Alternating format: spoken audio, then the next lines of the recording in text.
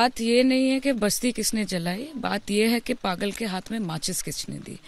অর্থাৎ বিষয়টা হচ্ছে যে মাস্টার মাইন্ড, তাদের পেছনেও কোথা থেকে ইন্ধন রয়েছে, কারা সাপোর্ট করছে প্রত্যক্ষ এবং পরোক্ষভাবে, অস্ত্র কোথা থেকে আসছে, এই সবটা কিন্তু একটা তদন্তের আওতার মধ্যে পড়া উচিত।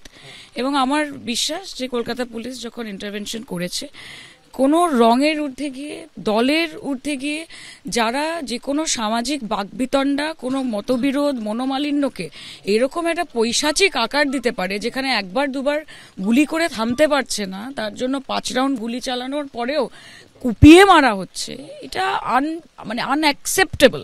কাজে এটা যে বা যারাই করে থাক অবশ্যই বিচার চাই এবং কঠোরতম শাস্তি হতে হবে। অ্যাট দ্য সেম টাইম আমরা বলছি, যারা প্ররোচনা দিচ্ছে, যারা কোনো রকমের উইক লিঙ্ক খুঁজে কিছু কিছু জায়গায় কাদের ব্রেন ওয়াশ করানো হচ্ছে, তার পেছনে কোনো ব্যক্তি বা কোনো দল আছে কিনা সেটাও তদন্তের আওতায় আসা উচিত।